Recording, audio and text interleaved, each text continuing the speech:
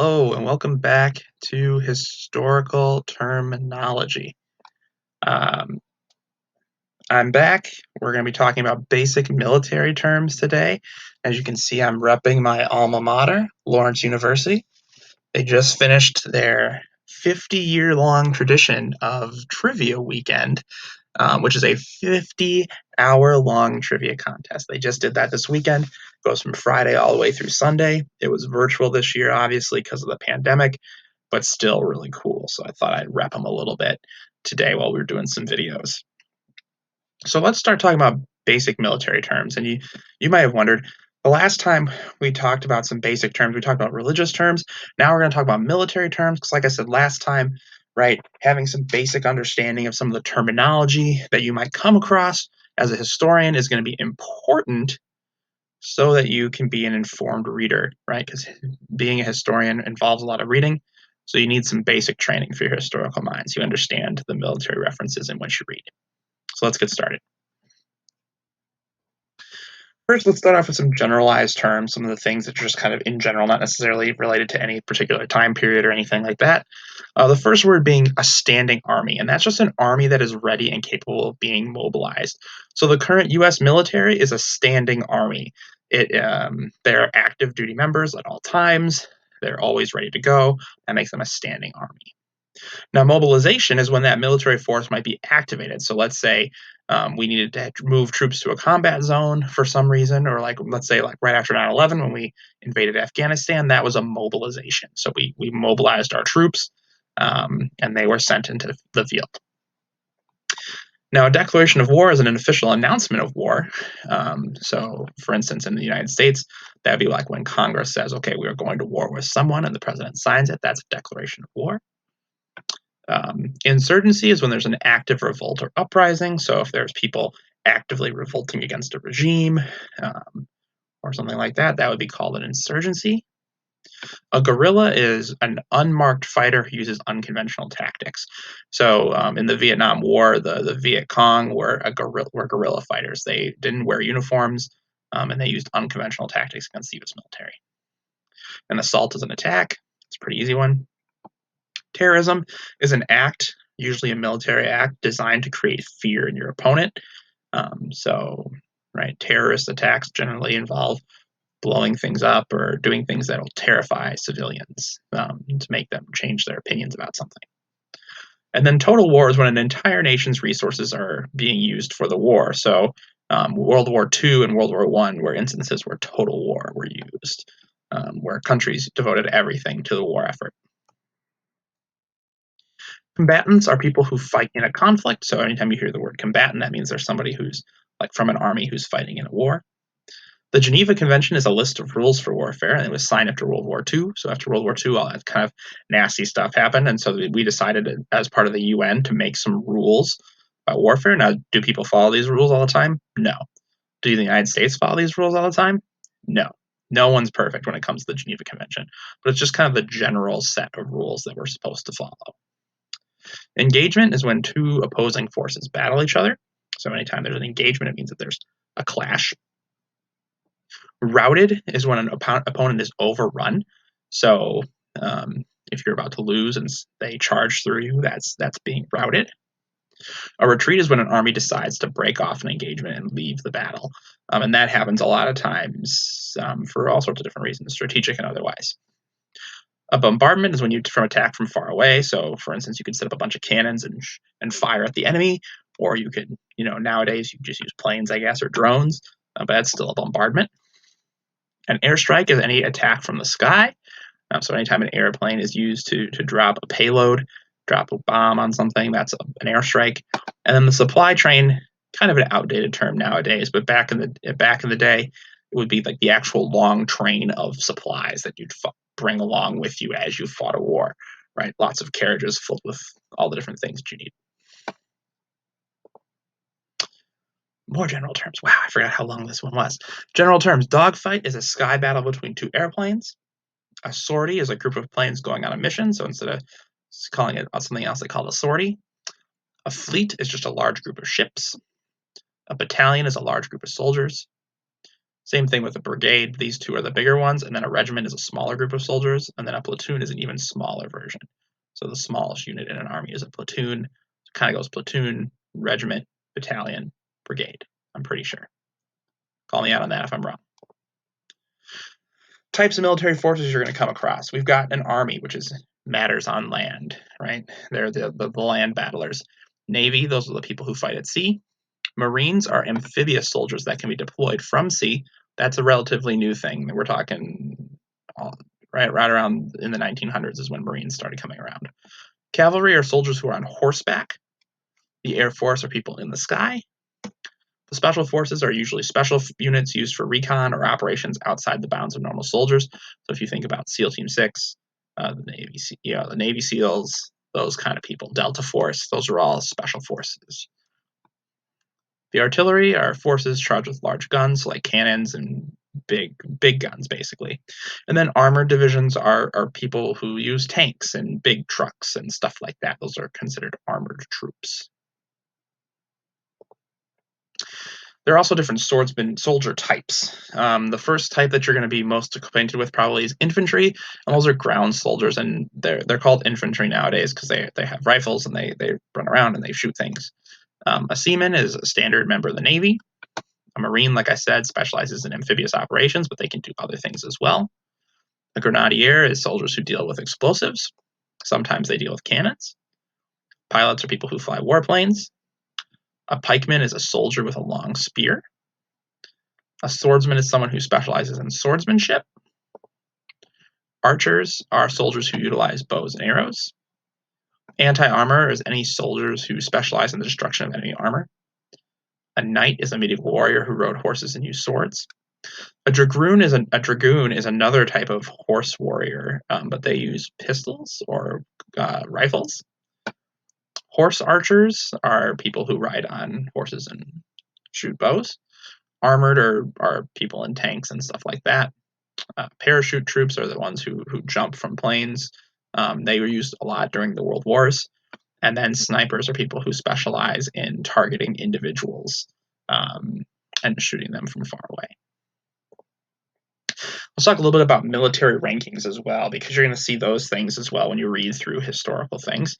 In the land, here's kind of the general order of what military rankings are going to be. The top being the general, right? They're the leaders of the military outfit, followed by colonels, majors, captains, lieutenants, sergeants, and privates. Now, there's a bunch of other ranks in between here, but these are the general ones, and there's other ones that fall under. So, like, there's a lieutenant general that's underneath general, and there's a major general that falls underneath general. Right, so there's other things that go in there that aren't listed here. Now on the sea, they're slightly different, but same general idea, right? Admirals are at the top of naval command, followed by captains, and then commanders, lieutenants, ensign, petty officers, seamen. So there's also ranks in between these that I haven't listed, but these are the general ranks that you'll see in like a navy if they're ever talking about a navy battle. Now, in the air, at least in the United States, Air Force ranks are basically the same as the Army's, and that's because the Air Force was originally a part of the United States Army. So it wasn't originally its own branch; it was part of the Army to begin with, and then it got separated later. So they have the same general ranking system as the Army does. Now, let's talk a little bit about tools of war, so the things that people use to fight. Now, these are going to be kind of generalized, but the first thing, right, is a rifle, and that's a firearm that rotates the bullet in the barrel, which increases its speed and accuracy. So basically, a rifle in the barrel has these little ridges in it, and that makes the bullet spin, and that increases its speed, but it also makes it more accurate. A musket does not have this, and that's why muskets are incredibly inaccurate. It's because it's just a long pipe with a ball in it. And you have to barrel load it. So you have to put the ball in and smush it down in there and then fire it. Pikes are just long spears with these multiple prongs on the end. They kind of look like this. So they're like that. They're spread apart, and there's a third one underneath. You get stuff like that. They're good against horses usually because you can get up under them. So if you've ever seen like Lord of the Rings, those really long spears are pikes. A broadsword is just a long two-handed sword. Unlike a one-handed sword, right? Two-handed swords, you gotta really have to cleave with them.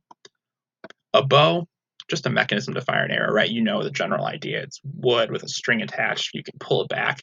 And that creates the tension that fires the arrow forward. A longbow is just a really big bow, and it's capable of firing projectiles really far. In the Middle Ages, you could use a longbow to fire almost a mile if you were really good at it.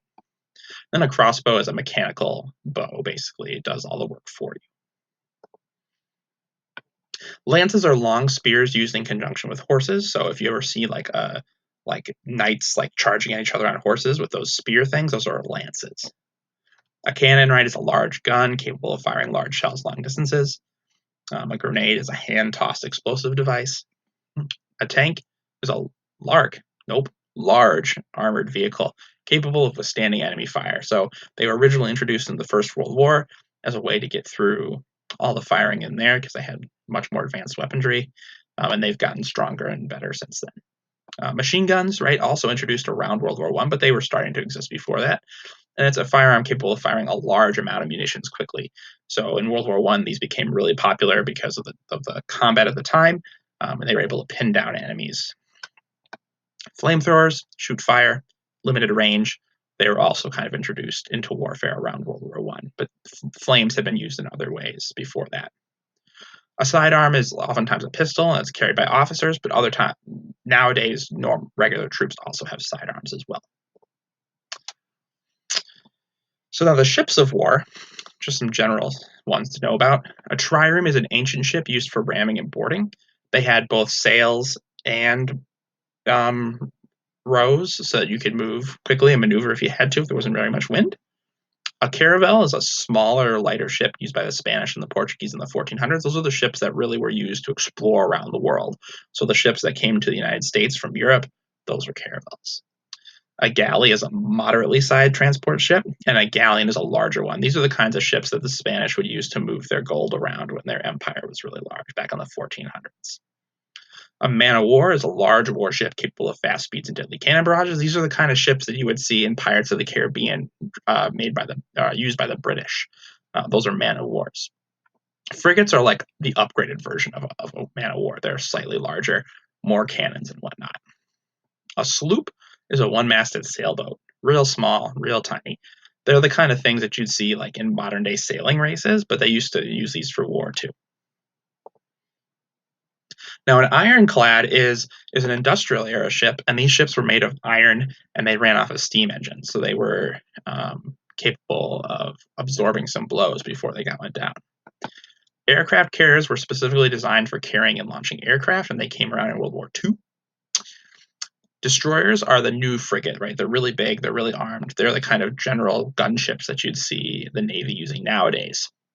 Submarines, you'd all know what that would be. That's an underwater craft capable of sinking enemies and launching missiles. So there are some types of submarines, right, that have are nuclear missile armed, so they can fire missiles from these submarines.